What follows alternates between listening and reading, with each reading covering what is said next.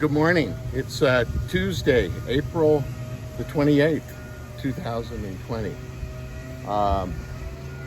This last weekend was to have been opening day on San Francisco Bay. This coming weekend was to have been Sail GP, and obviously with the economy where it was not too long ago, one would have expected the boatyard to be not only packed, but we would be you'd be seeing a lot more people. But obviously we're now all trying to figure out how to live in the new future, the new, whatever it's going to be.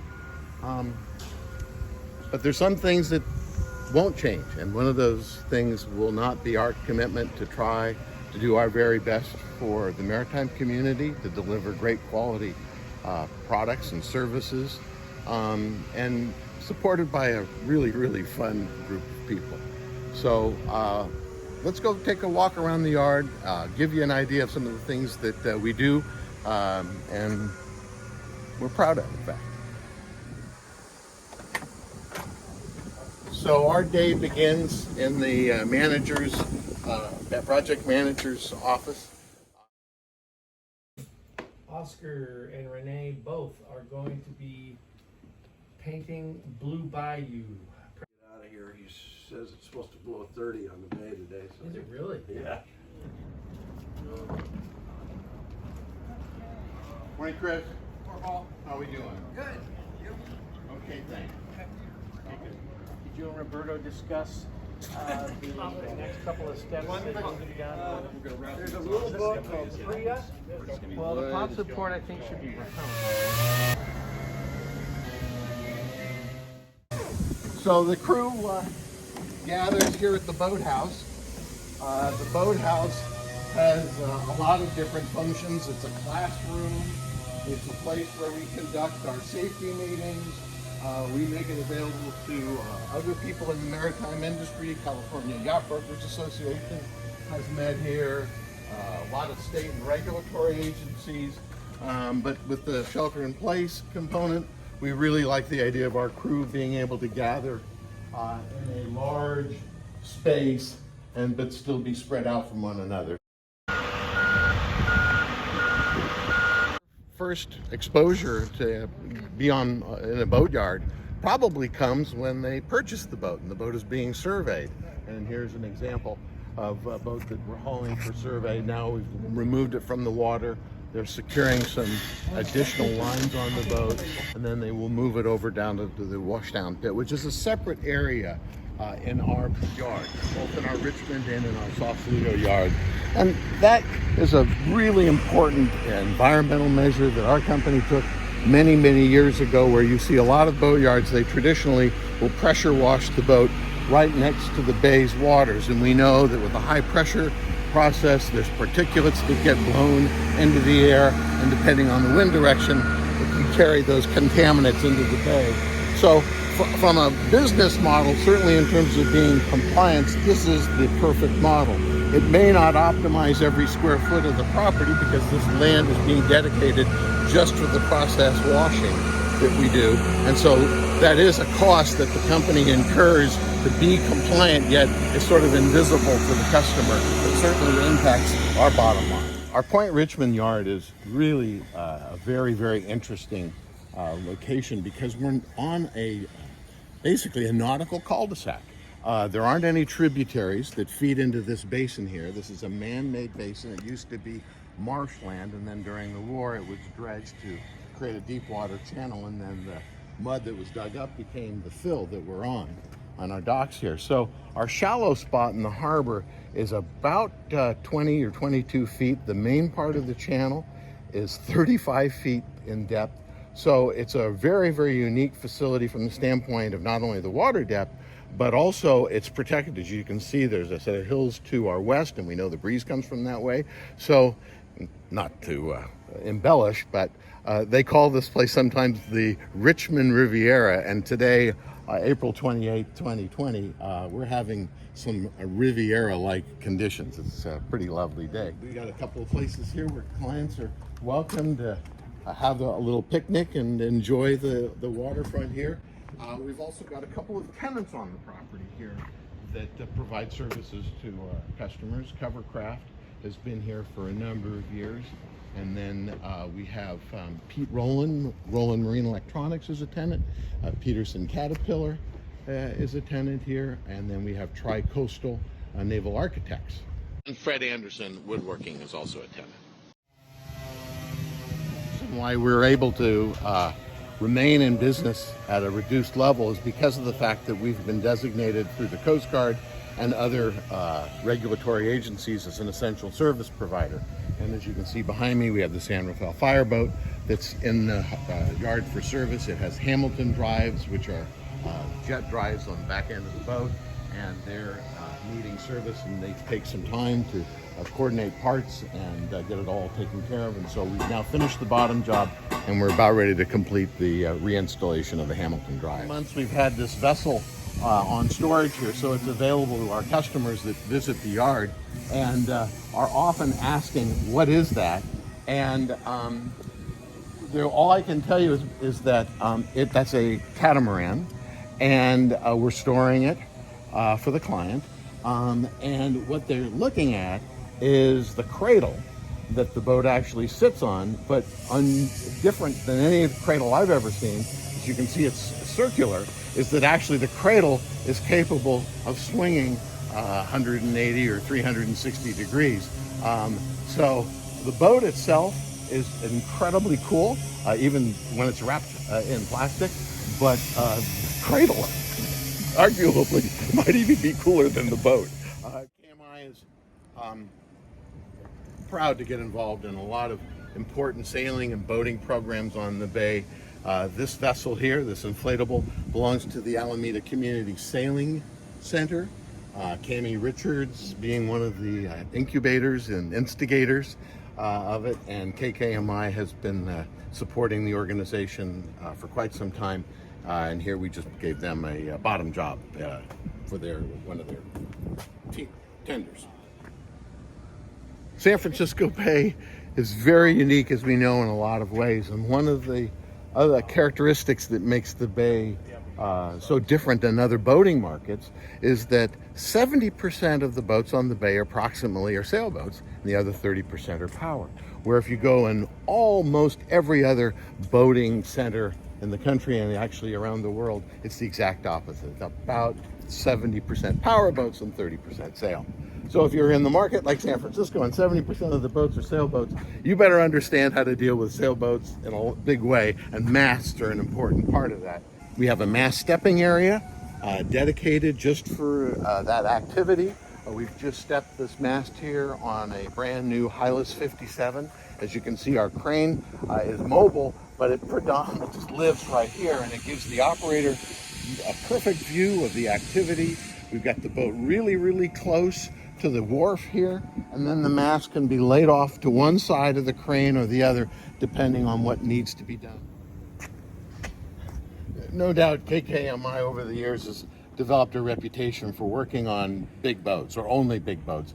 And I can't deny the fact that we work on a number of large yachts. This mast here is a triple spread aluminum rig. It's been completely taken apart. This is the masthead, and the paint job that's been done here, it's the equivalent as if you were going to lay your cocktail on it. Yet it's going to be some 90 feet away from the naked eye. Next to this lovely spar is a mast that belongs to a Cal 20. So we do actually work on boats a heck of a lot smaller than the mast next to this. We really do have a very, very efficient, well-stocked, exceptionally well-stocked rigging center. I mean, I just don't know what else you could call it. We have a very, very efficient production process. Where we build the rigging is just a short distance away from the mast itself.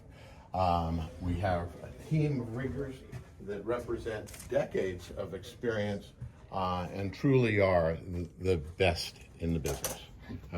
Barrett Lynn being the master of ceremonies here. And halyards and preventers.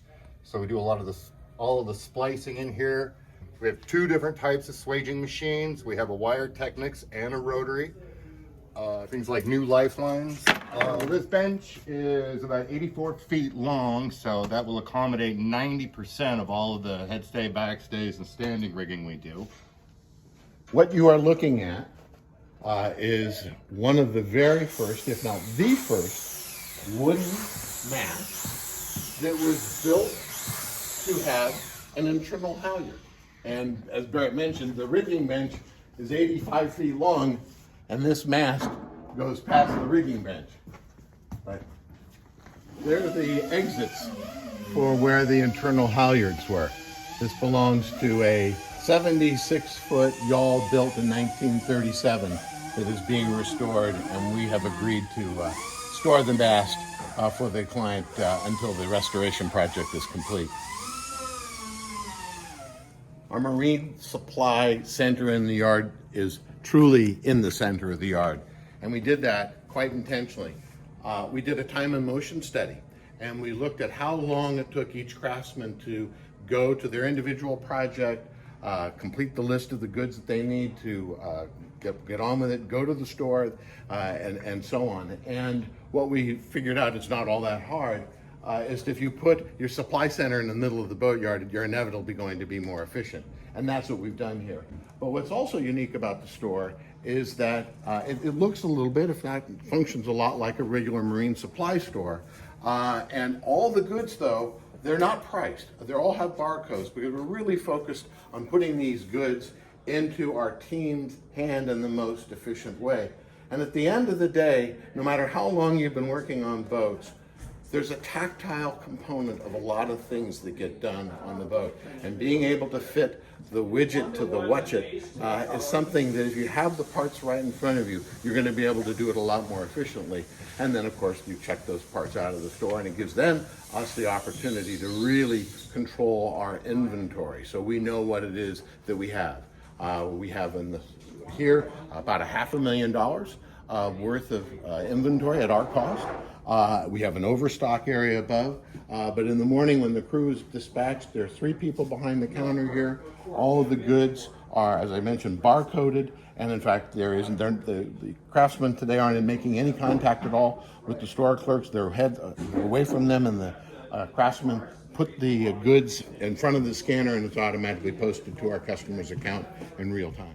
And Dave Kendig, who's our manager for store and purchasing. So we really do try, again, to perform every function in the most cost-effective way possible. And one of the benefits of operating 2 boatyards is that then it gives us the capability of carrying a few more things in inventory than the ordinary boatyard might. And we're a Yanmar dealer, so you can see here we have an incredible inventory of Yanmar parts. We have somebody on staff who is a Yanmar guru. In fact, we have several people that are Yanmar gurus. And so we're able to make purchases of better level, more competitive, and pass those savings on to our clients. And the other thing that we do is we really work hard at making sure that we know what it is that we have in stock. So that when the boat comes in and the client is telling us then what they would like to do, we're able to predict with reasonable certainty that we have those materials. And what we're finding, certainly before the pandemic, and it will continues, if not getting exacerbated today, is making sure that you can get those parts in a reasonable time frame. Once the boat comes out of the yard, the owner wants it back into the water, and we understand that as quickly as possible. And so being able to look ahead, to be able to determine what critical path materials need to be ordered is a really important part of your booking your visit to the yard, and trying to come as organized as possible, especially for unique items that you just would ordinarily not expect a boatyard to inventory. We really need to try to get ahead of those things. I got that zinking feeling. Yep, we do. We got zincs. We got bar zincs. We got shaft zincs. You name it, we got it. Practically every size you can imagine. But when you get your boat in the water, you know that it's been properly protected. What usually is a incredibly bustling, busy wood shop regrettably is quiet right now. We have our woodworking team working on rotation, and right now we're low on woodwork in general. But it's a fabulous old shop. Over the past 20 plus years, an incredible amount of beautiful woodwork has been generated in this shop with some new age tools, but mostly old world craftsmanship and a dedication and knowledge and a commitment to really do great things in wooden boat building. And everything from commercial boats, certainly, to lovely sailing yachts. So inside one of our sheds is a repair project that we've just started. And it's sort of an unusual repair project. We're certainly very familiar with repairing fiberglass as a result of collisions and things of that nature. But a fire is something that we don't often deal with. So it requires a lot of care, a lot of investigation, and you just can't go in and make the repairs lickety-split. You really need to be very, very thoughtful and work with consultants who are truly experts in dealing with repairs of this nature. So this boat will remain in the shed here for a few months more, not too much longer though. It's certainly a very, very compliant and effective place for us to do this sort of work. We're out of the weather, we're out of the wind. We keep these sheds busy all winter long, which then enables us to keep our crew going all winter long. The yard started in 1996. There was only one little travel lift on the property, and actually you can see the remnant of it right here. It's attached to this smaller shed. What you see is a small shed inside a big shed, and the way we get the boat into the big shed is that we actually welded the old travel lift onto this shed, and that whole building, the whole shed, is capable of moving through the boatyard. So we pull the cork out of the end of the building here, the travel lift then brings the boat in, and then we're able to bring the end on very, very efficiently, and also, again, trying to keep particulates out of the air and conduct all these types of activities in the most environmentally sensitive manner possible. What you're looking at is KKMI Point Richmond's mass painting booth. So overhead trolley with cars on it. We're able to load the mast in. We can do all the prep and painting inside this area. Very, very efficient. And as you saw with that large yacht, produce extraordinary workmanship. Our metal shop, both in Richmond and in Sausalito, are equipped so that we can provide a fairly broad spectrum of services. We have lathes and machining, we have band saws and drill presses, but most important, again, is the expertise that we have in both of the yards in the metal department. Really, really fabulous craftsmen. Here, one of the gentlemen, Joel Hulse, who's one of our master craftsmen, is completing an exhaust system for a boat.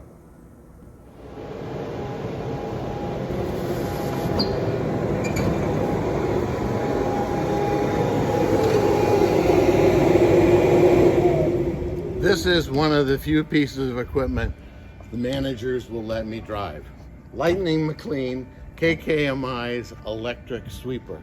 On board the Lightning McLean, sponsored by Dusty's, our slogan is dedicated to sweeping on the job.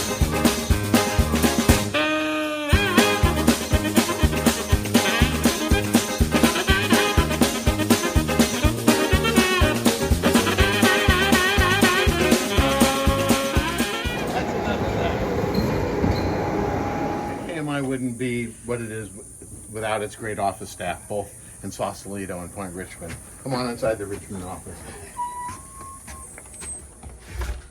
Michelle Oliveira, wonderful smile behind that mask. And Janice Johnson, safety, health, and environmental manager and doer of all sorts of good things. Howdy. Project managers Bob Hennessy and Jock McLean, and Kevin McMullen is off today. You look dangerous. You look like you might know somebody named Corona. So thanks so much for allowing us the opportunity to give you a tour of the boatyard.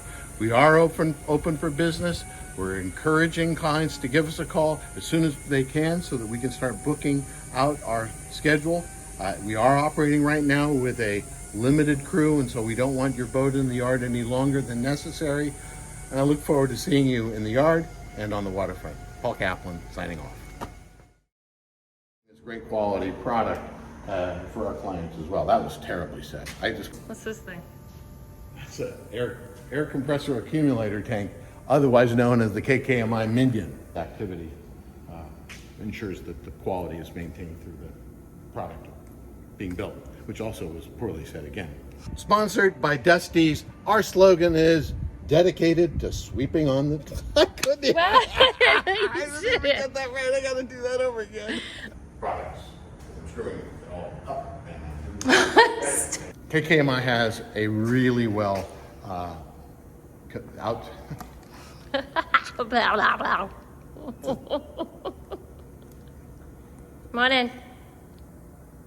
Hello, Pilgrim. No. Yeah, they're around.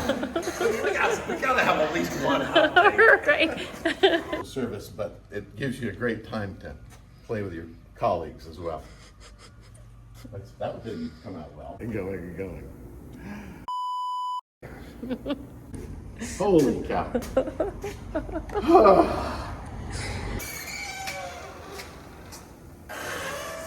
what you needed? You did great. So bad. There's a really good reason I don't do this for a living.